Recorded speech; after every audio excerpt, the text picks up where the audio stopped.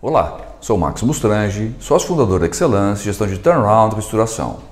Nesse próximo vídeo da série A Vida Executiva Como Ela É, nós vamos continuar descrevendo o caso da investida de Private Equity no fundo do mar, no setor de óleo e gás.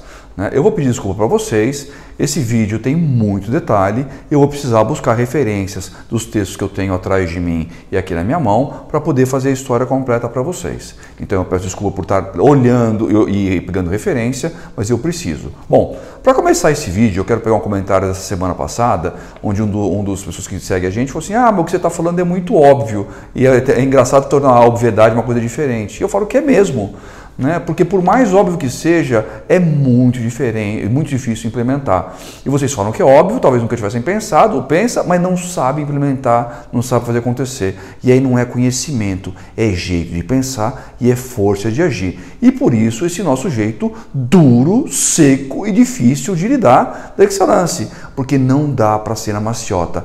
É no top-down mesmo, goela abaixo, a cenoura e nabo, por alto, pescoço ou bolso. Não fez, tchau. Não é hora de pedir conselho, nem hora de querer ser melhor amigo. É hora de fazer. A gente não está falando de ser clínico geral no hospital, onde você pode pedir um monte de exame. É você olhar rapidamente, o paciente está chegando quase morto na UTI, você tem que olhar com a tua experiência e tomar uma decisão. Não dá para ficar perguntando o que as pessoas acham. Se você não fizer, a pessoa morre. Então é um outro estilo de fazer as coisas acontecerem. É uma outra maneira de pensar, é uma outra maneira de lidar com o tempo e com as prioridades, coisas que vocês no dia a dia, o avião voando a 30 mil metros de altura, não pensam. E falando de avião, uma das coisas principais que a gente tem que fazer numa empresa de reestruturação é pensar como um avião caindo, despencando, para ir na altura dos 30 mil metros, você está perto do chão a 1000 metros, você tem que achar soluções muito rápidas, ou você vai se arrebentar no chão, vai falir, ou vai para uma RJ. E é uma coisa que a gente fala muito tem que aliviar peso morto, tem que abrir a porta e tem que tirar peso morto. E peso morto não é só peso morto, é coisa que não agregue valor naquele momento, que não seja importante para aquele momento. Mas lá no futuro é no futuro. Se você não chegar lá, você acabou, você morreu. Então se é lá para o futuro, se é para o médio prazo, você tira fora. É para o curto prazo. Você tem que conseguir aliviar o peso, reverter a queda e começar a ganhar altura novamente. Então tem algumas coisas que a gente fala muito importantes. Eu preciso achar uma maneira de tirar peso, custo, EBITDA negativo, comedor de caixa, grandes despesas, para que eu consiga balancear com o meu faturamento, consiga fazer o meu caixa se equalizar e aí começar a colocar caixa para dentro, conseguir garantias, conseguir maneiras de fazer cash-in, alocações internas, para que eu consiga ganhar altura novamente. O caixa é o combustível do avião. Eu posso ter um avião novinho, de guerra, fantástico, sem combustível ele cai. Então, cash is king, por isso que a gente fala tanto, que mesmo um avião novo, sem combustível ele tomba, sem dinheiro ele cai, uma empresa é igualzinho. Então, você tem que fazer todas as ações. E daí vão vir algumas frases muito famosas nossas, como coração no cofre. Então, é uma hora totalmente racional, não é uma hora emotiva, que você vai pensar, poxa vida, veja bem o caramba, não dá agrega valor, não é para o curto e médio prazo, tchau, porta para fora. É gente, é ativo, é decisão fora. Eu quero aliviar o peso, eu quero ganhar altura, eu quero estancar a queda. Outra coisa muito importante, como a gente não tem caixa, que a gente fala muito, é o que temos para hoje. A decisão não é ótima, ela é subótima. Isso é uma coisa que é muito paradoxal para vocês. A gente toma decisão com base no caixa, não com base na eficiência financeira. Então, às vezes, só tem dinheiro para aquilo, eu tenho que comprar um lote subótimo, um custo unitário muito mais caro, mas é o que dá. Se você não fizer isso, você vai cair e vai quebrar. Você não tem como comprar um lote ótimo. É o que temos para hoje. Isso é muito difícil para vocês. Porque vocês têm cabeça de DRE, que é sempre otimizar o resultado para dar melhor resultado financeiro. Deveria ser, E não é. Tem questão de prazo de estoque no meio. Outra coisa que a gente fala muito é o bom é inimigo do ótimo. Se eu tivesse dinheiro, eu tomo uma decisão ótima, financeiramente ótima. Como eu não tenho dinheiro suficiente, eu tomo o bom. E o bom, heuristicamente, é o que eu tenho hoje no caixa, é o que dá. E outras coisas vão ficar para trás. E aí nós vamos fazer a nova frase, o que é tumor e o que é gripe. Então eu vou ouvir lá o paciente, olha assim, isso aqui é tumor, isso aqui é gripe. É gripe, espera. É tumor, eu entro. prioridade, saber tomar decisão do que é prioritário e no que não é importante, porque você não tem recurso infinito. Infelizmente, o caixa é o combustível e é para o que dá, é para o que temos para hoje. São frases muito importantes, muitos de vocês podem achar que isso aqui é brincadeira ou não, mas eu não canso de falar nos projetos. Toda hora, deu uma imbecisão, não é indecisão, porque um imbecil quer tomar uma decisão. A gente vai lá e entra com as nossas frases, muito claramente. Eu tomou gripe, acabou, é gripe, espera para outro momento, não está ganhando valor, porta para fora. É muito importante. Então isso que é a parte mais importante do vídeo e vocês vão ficar todos presos nos números, no que foi feito. E não é isso que é importante, que é o óbvio. É o como pensar, é o como agir, é o como tomar decisão. E vocês não entendem porque vocês vivem no mundo da luz. Né? Eu falo do mundo M&A, do crescimento, do valuation. Eu vivo no mundo da treva, da morte, da cova, da UTI, da RJ. A maneira de pensar é diferente. Os tempos são diferentes, a disponibilidade de recursos é diferente. Bom, então, estou pegando toda essa entrada para falar o seguinte, por que o Max priorizou primeiro a unidade de serviços? Eu já falei para vocês, a unidade estava fazendo o maior EBITDA negativo, estava consumindo caixa, estava roubando o resultado, que eu já não tinha, né? Eu estava alimentando uma corte gorda e eu estava jogando dinheiro fora. Eu comprava por 10, vendia por 5. Eu estava destruindo o valor, destruindo caixa. Eu tinha que estancar isso muito rapidamente. Como eu falei para vocês no último vídeo, a gente tomou a decisão de fechar a unidade, que vai trazer vários benefícios. Então não é só EBITDA, agora vem os outros takeaways. Na hora que eu fechei a unidade, tomando a decisão de fechar a unidade de serviço, com a ameaça do blacklist da Petrobras, a primeira coisa que eu fiz, na hora que eu saí de escada e voltei para São Paulo, apesar de ter assinado a cartinha que eu ia liberar, eu não liberei as tubulações que estavam no Sudeste, que estavam no Nordeste. Então, Renest, Refap e Comperj ficaram com as tubulações travadas. E eles tiveram que mandar alguém para negociar comigo. Foi da pessoa de Paulínia, eu tenho o nome dele anotado, não vou falar aqui. Não. Foi uma pessoa extremamente decente, um gestor extremamente decente da unidade, veio falar comigo, eu expliquei toda a situação que aconteceu na Renest. Falou, Max, Petrobras é assim que funciona, parará, né? Fica sossegado, não vai ter retaliação, até porque é um setor diferente. A outra investida nossa era do fundo do mar, né, do subsídio, não tem nada a ver com refinaria, é um outro business à parte. Assim, não vai ter, só que eu preciso dos tubos. Eu falei assim, só que eu tenho hoje em dia dinheiro parado. Com vocês, eu tenho dinheiro de serviço com as EPCistas, EPC, Engineering, Procurement, Construction, é daí que vem o nome, tá? Então é aquele consórcio lá onde divide o cartel, que estava em atraso e eles precisavam da tubulação já feita, então eu não podia fechar a unidade. Então eu falei, fantástico.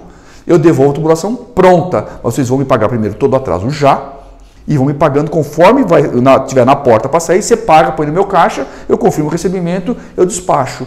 E eu fiz um acordo muito grande com o pessoal, com esse representante da Petrobras, para as 6 refinarias, né? Fomos prestando, então a gente desligou 122 pessoas. Mas o mais corporativo junto dessa unidade de serviço. Foi um dinheirão, isso vai para não recorrente, isso não entra contaminando o DRE.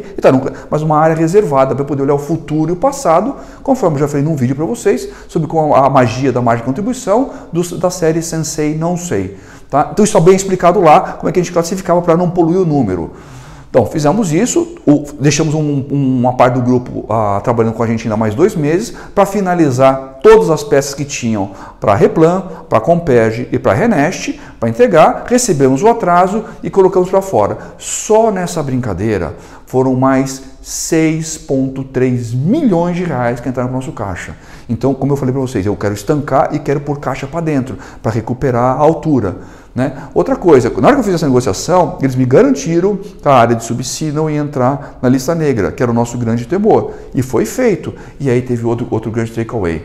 No dia que eu aprendi que eu podia bater de cara com a Petrobras, com a lista negra, com tudo, lógico, com estratégia, e não ser fechado, daí para frente não teve mais uma que eu não peitei. Safra, Decoval, qualquer outro, SRM, Itaú, Santander, Bradesco, Banco do Brasil, Caixa Econômica Federal, Tetrapac, quem fosse, a Belgo Mineira, quem fosse, a gente aprendeu a maneira de peitar vocês, porque a gente entendeu a maneira de negociar. Então isso é uma maneira, outra coisa muito importante, que não é tão óbvio assim, William, é uma maneira de você ter experiência. Bom, fizemos essa negociação, tiramos fora, só nessa primeira talada colocamos 6 milhões e poucos para dentro do bolso, né? Negociamos com a Petrobras, a gente não tinha problema nenhum, né? Achamos uma máquina de indução, né, ativa no Nordeste, que tinha sido comprada e nunca tinha sido usada, e conseguimos achar um comprador, 2 milhões de euros. Atualizando ao valor presente de hoje, nós estamos falando de mais 13,4 milhões de reais para o caixa.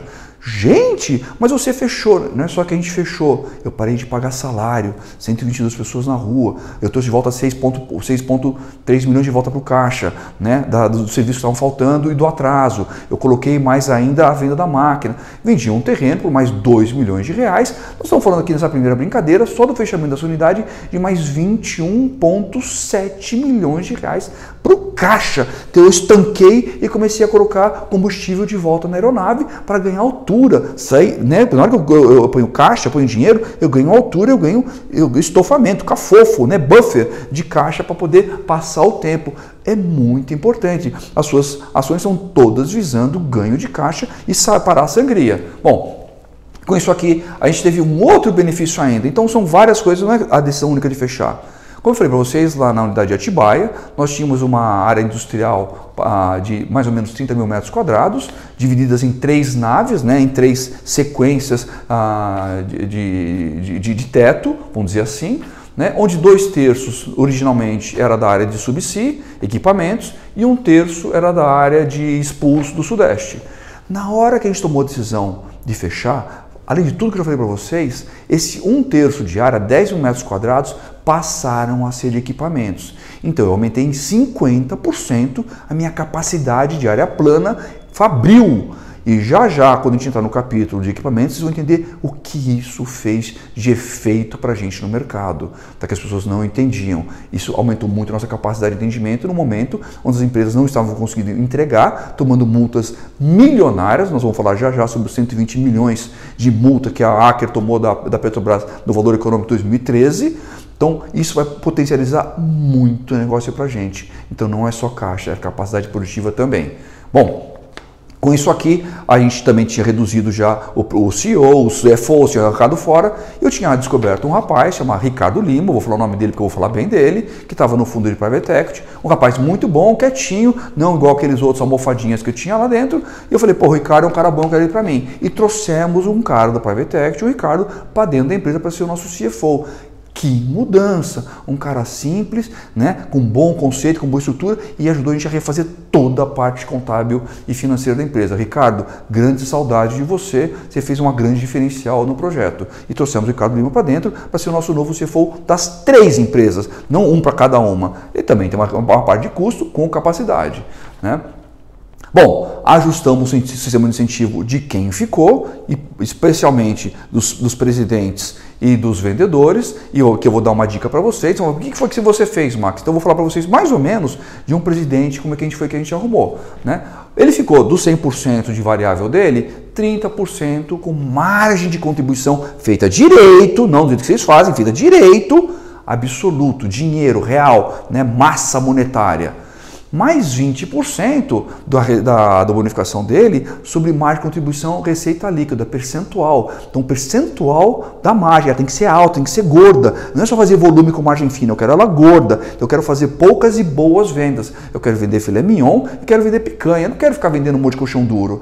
Então, de novo, eu quero pegar o nicho, os bons itens. Então, eu não posso vender qualquer coisa, produtinho pequeno. Então, eu também consigo fazer o quê? Ganhar eficiência do uso do meu ativo, da minha mão de obra. Eu começo a tornar a eficiência do dinheiro importante. Por quê? Porque cash is king. Bom, EBITDA ajustado antes de não corporativo. Então agora a gente começa a brincar aqui no DRE, a fazer ajustes porque nos interessa. Como o corporativo estava na minha mão, a gestão para levar 1 milhão e 100 para 283 mil reais, isso não tinha efeito nenhum do executivo principal. Isso era um ganho totalmente meu. Então eu falei o seguinte, meu amigo, eu vou medir isso EBITDA antes do efeito do custo corporativo. Eu quero ver quanto é que vai dar esse número. Tem que ser 30%, ou seja, você tem que fazer esse business virar bem.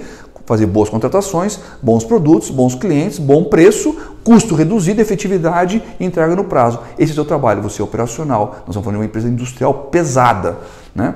Pegamos ali mais 10% do custo corporativo, porque ele também podia me atrapalhar no meu dia a dia, né? Não fazer gastar demais, então ele também teve o peso dele da despesa corporativa, apesar da liderança e execução ser minha, né? E mais 10% de fluxo de caixa, porque era muito importante. E hoje em dia, olhando esse sistema de incentivo, eu vejo que o caixa poderia ter sido um pouco mais pesado por esse sentido, ficou muito na nossa mão e ele devia ter mais cumplicidade também. Bom, isso para começar a brincadeira. E aí o barco já estava andando, fechei uma unidade, estava tendo vários ganhos, trouxemos dinheiro para dentro do caixa e estava arrumando. Qual é a próxima unidade que o Max vai atacar? A de tubos de aço carbono. Por quê? vamos lembrar da força de Porter, de todas as unidades, a que estava mais próxima do break-even do EBITDA era de tubos.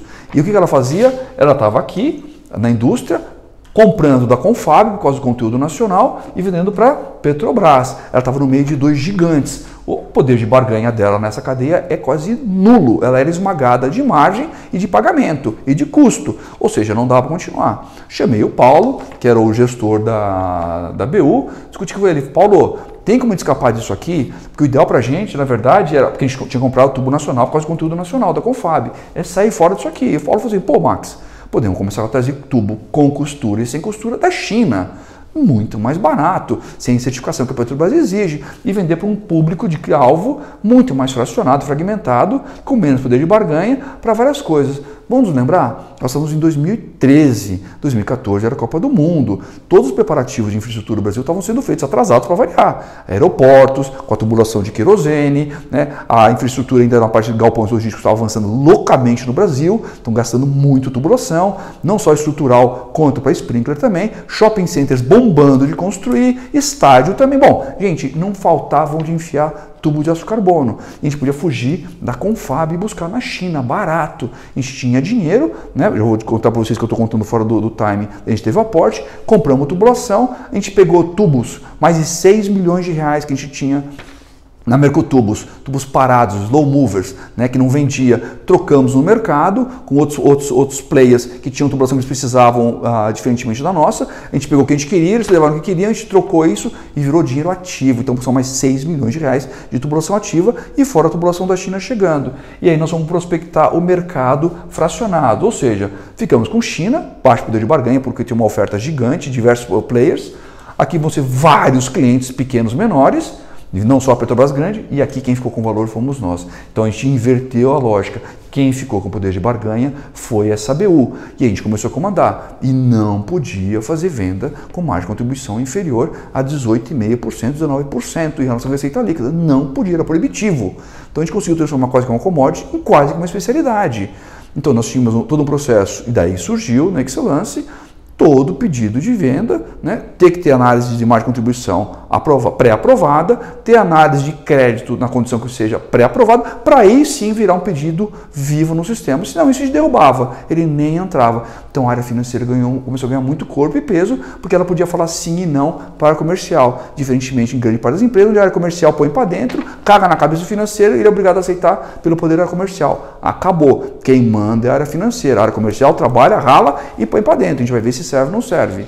Bom, lógico que a gente pegou, trocou a força de venda fortemente, que mudou a característica da venda, né? Tinha que ser uma venda muito mais técnica de pessoa, um número maior. Na Paulista, como eu já falei para vocês, tinha um escritório onde a gente tinha o call center, trocamos as pessoas, trocamos todo o sistema de incentivo, trouxemos o Diego, trouxemos outras pessoas muito boas para dentro e começamos a vender para essas obras. Achamos na internet, tinha um relatório que você comprava com todas as obras do Brasil, quem que era o engenheiro responsável, quem eram as construtoras, qual era o volume de cada material que ia ser comprado, quando no cronograma, que valor que estava, e começamos a entrar para fazer bid e ganhar, e começamos a encher a nossa carteira totalmente diferente do passado, onde a gente só tinha um grande cliente, com clientes fracionados, com muito menos poder de barganha, onde a gente virou o grande cara que dominava o valor da cadeia. Mudou o business, virou o cash cow do negócio. Esse aqui foi o business que depois de um ano gerou um EBITDA violento. Então é muito importante vocês entenderem que não é só questão da estratégia, tem questão de você entender o financeiro que você vai ter de resultado e que isso vai te potencializar você virar a estratégia do negócio. Não tem como mudar um negócio se você não mudar a lógica estratégica de poder de barganha dele. Por isso que todos os projetos que a gente entra, todos, a gente altera isso aqui e vai ter impacto em produto, vai ter impacto em canal, vai ter impacto em cliente. Não tem como. Então, eu vou fazer mais do mesmo, e mais do mesmo eu vou continuar afundando, só que mais devagar. Bom, então a gente passou de ser o player sem poder de barganha para o player com alto poder de barganha. E aqui nós estamos fazendo já nossas reuniões de acompanhamento semanal. E muito engraçado, né? Uma reunião de acompanhamento semanal como a gente fazia, com os principais acionistas do fundo de fortuna, junto com o Private Equity acompanhando os projetos, não acontecia antes. Antes era só o Red tocando o que ele queria, junto com a garotada dele, fazendo aqueles puta absurdo, a empresa afundando, ninguém sabendo nada. Mas na hora que o fundo de fortuna vai pôr, eu vou falar para vocês, seus 43 milhões de reais na brincadeira dos sócios, aí eles começaram a participar das reuniões toda semana questionando tudo, perguntando tudo, porque aí o deles estava na reta também. Então perceba, quando eles não estão, é só o teu na reta, eles não estão nem aí. Na hora que eles põem os deles, ficam lá em cima porque é o deles, não é o seu. Olha o sistema de incentivo funcionando novamente. O importante é a gente amarrar cadarço e garantir que está todo mundo indo junto. Então, você tem que sempre achar uma maneira de pôr o cara para dentro para correr o risco igual a você. Aí ele vai tomar conta do seu dinheiro direito, porque ele está tomando conta do dinheiro dele, não do seu. Bom, começamos a ver esses controles, controle de caixa, controle de DRE, controle de carteira, controle de efetividade de custo, né? Se as prévias estavam sendo atingidas semanalmente, se o resultado do EBITDA estava sendo atingido mensalmente, era uma companhia de evolução de carteira, negociações dos mais diferentes negócios, a mesma coisa, começou um puta do follow-up, um foco, uma pressão no que era mais importante, prioridades estabelecidas, ninguém desviava, né? De vez em quando o negócio começava a ficar muito bom, né? Alguns desses sócios do fundo começavam a falar, poxa, porque a gente pode começar a fazer. Eu falei, nunca vou me esquecer. Começa a sonhar, isso é natural em qualquer projeto. O cara começa a ver resultado bom, começa a voar na maionese. Eu falei, para! Eu não vou comprar ticket do Ironman para um paciente que está na UTI ainda. O meu foco é tirar ele da UTI para o quarto. Não é comprar o ticket do Ironman. Depois do quarto para a rua, capacitá-lo. Quem sabe um dia colocar ele no Ironman. Mas eu não vou comprar agora, gastar dinheiro para fazer uma coisa que eu não tenho dinheiro para fazer o dia a dia.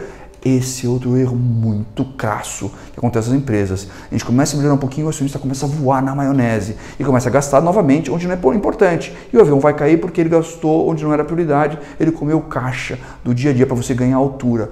Isso é muito importante e para isso é força, é punho, é poder, autoridade que o nosso contrato traz para a gente e o de vocês consultor não traz, você fala e não escuta. Outra grande diferença da gestão interina para a consultoria. Bom, ajustamos o sistema de incentivo e só para dar um pouquinho de número para vocês entenderem, com todo esse caixa que a gente colocou para dentro, né, em 2011, o EBITDA ajustado dessas três empresas juntas tinha sido ajustado lá para cima, antes do corporativo, de menos 22 milhões de reais. Em 2012, eles evoluíram para caramba, foi de menos 14 milhões de reais. Só para dar uma ideia para vocês, em 2013, já com o business plan feito e elaborado e já sei o resultado, nós vamos bater um EBITDA ajustado de 12 positivo. Só em relação ao último ano, um gradiente de 24 milhões, 25 milhões. E com caixa, olha a mudança que estava acontecendo. Mas pudera, tiramos o lixo para fora, potencializamos um business novo, que aí sim vai dar sustentação para a gente entrar no próximo capítulo, que é a evolução da área de subsídio do fundo do mar. Nós estamos falando do pré-sal, nós estamos falando de árvore de Natal, que não era o que eles faziam. A futura demissão desse CEO, do Júlio. Olha quanta coisa aconteceu. Mas novamente, porque a gente pensou como um avião caindo, ajustando a altura, tirando o peso morto e colocando combustível para ele subir de novo. E para subir combustível tem que mexer na estratégia. Eu dei vários takeaways para vocês. E vocês ficam presos no o quê. E vocês esquecem que o muito mais importante até do que isso é o como. E aí a forma é importante e por isso que a gente não abandona a gestão interina. Porque a consultoria não tem força, o acionista não faz. Ele faz o que interessa a ele e o que não o incomoda. E aí não tem jeito, você vai para caixão mesmo. E como a gente fala por aqui, águia voa com águia.